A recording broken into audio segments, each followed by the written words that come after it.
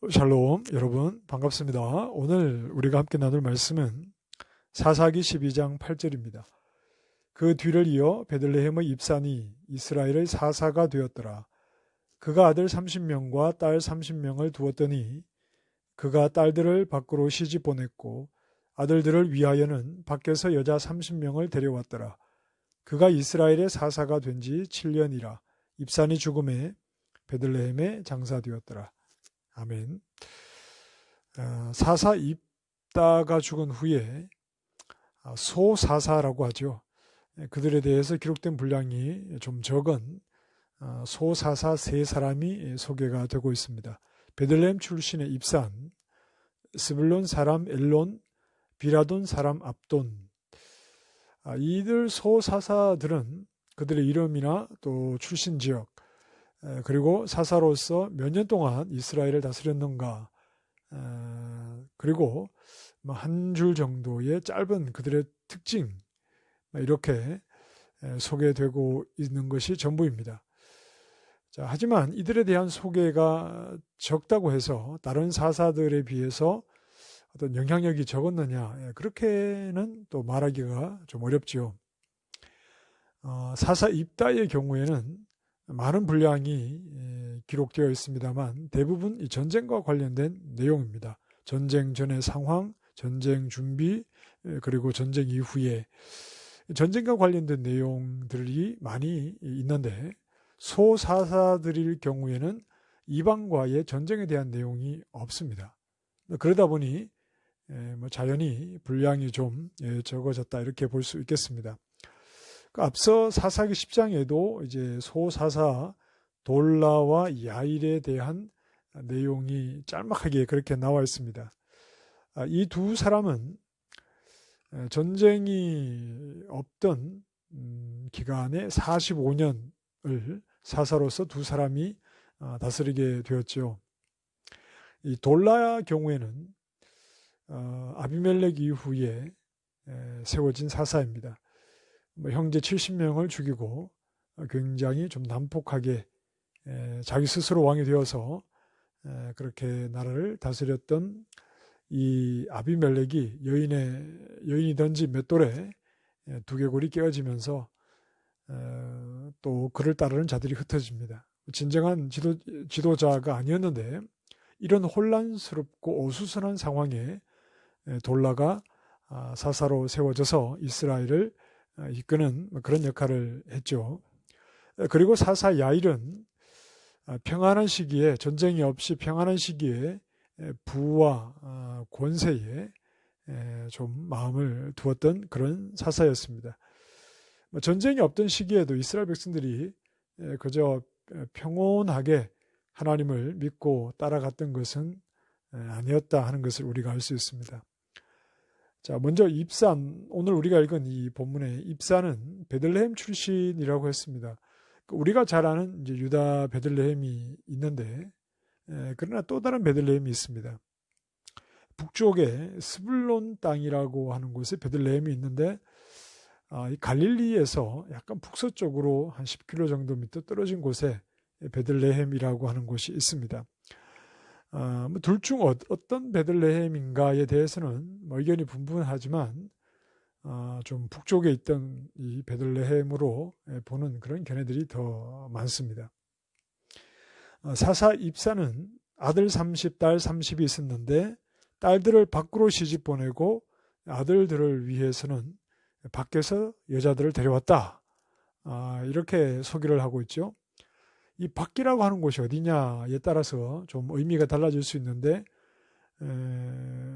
어떤 사람들은 다른 지파를 가리키는 말이다 이렇게 보기도 하고 또 어떤 경우에는 이방인들, 이스라엘이 아닌 이방인들을 가리키는 말이다. 만약에 입산이 딸들을 밖으로 시집 보내고 아들을 위해서 밖에서 여자들을, 며느리들을 데리고 왔다면 그 밖이 이방 나라라면 입사는 자기 자식들을 정략 결혼을 시켰던 것이겠죠. 정략 결혼을 통해서 서로 이제 사돈이 되었으니 서로 인적 관계가 되었으니 전쟁을 하지 말고 평안하게 살자. 어떤 이런 좀 배경을 가지고 이렇게 정략 결혼을 시킨 겁니다.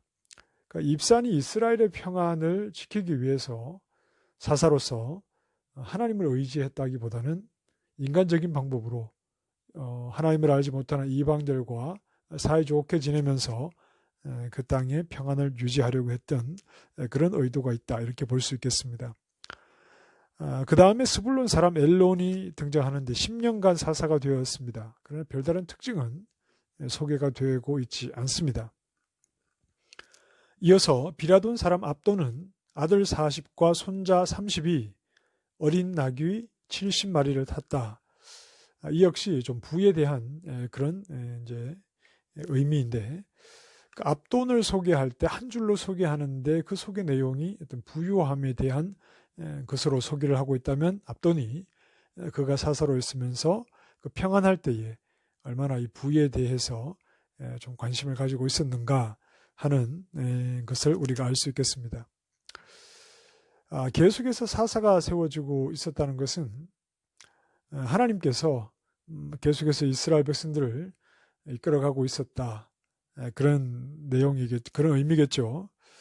하나님이 주시는 평안함 가운데 이들이 거할 때 사사들은 이웃 나라와 정략 결혼을 통해서 그 평안함을 유지하려고 했던 그런 방법들, 그리고 평안함 가운데 부를 추구하는데 관심을 모았던 사사들, 이들이 그들을 세워서 여전히 이스라엘을 인도해 가시는 하나님의 인도함 가운데 있으면서도 보여주었던 현실적인 모습이었습니다.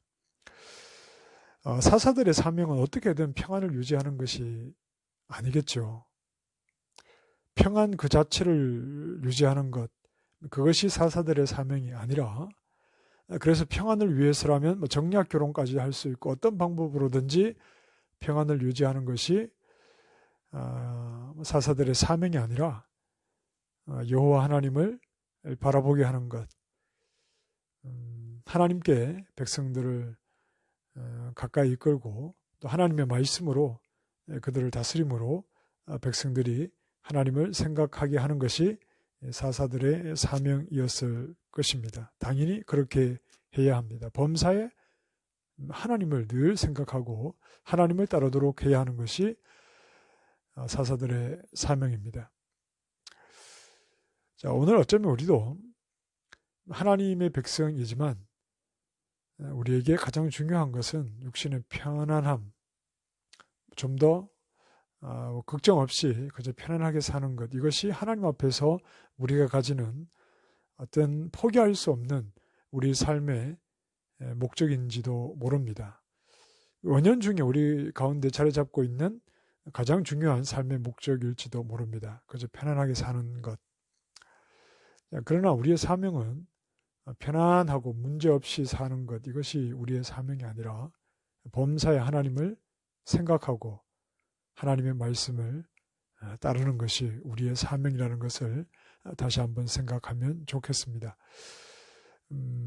편안하면 좋죠. 문제가 없고 염려와 어려움이 없으면 우리는 너무 감사한 환경인 것은 사실이나, 그러나 우리가 얼마나 편안하게 사는가에 하나님께서 우리 인생을 이끄는 목적이 있는 것이 아니라 범사에 하나님을 생각하고 하나님을 따르는 것이 하나님이 우리에게 생명을 주시고 우리를 하나님의 백성으로 삼으신 목적이라는 것을 생각을 해야 하겠습니다. 자, 오늘 하루 문제가 없이 편안하게 살 수 있다면 하나님께 당연히 감사해야 하는 일입니다. 그러나 이 평안함 자체,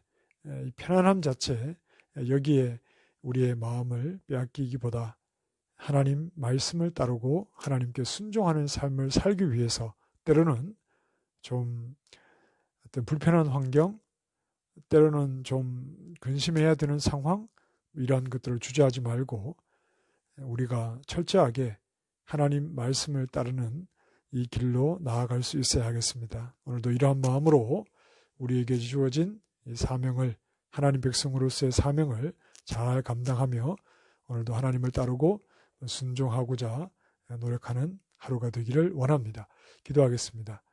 하나님, 그저 편안한 삶을 추구하기보다 우리에게 말씀하시는 하나님의 말씀을 더 적극적으로 따라가고 순종하는 길로 우리를 인도해 주시기를 원합니다. 우리는 다 육신의 편안함을 원합니다. 그러나 하나님께서 정말 우리에게 바라시는 것이 무엇인지 그 말씀을 조차 좀 불편한 환경이라도 주저없이 말씀만을 따라 나아갈 수 있는 믿음의 걸음들이 되도록 인도해 주시옵소서. 예수님 이름으로 기도합니다. 아멘.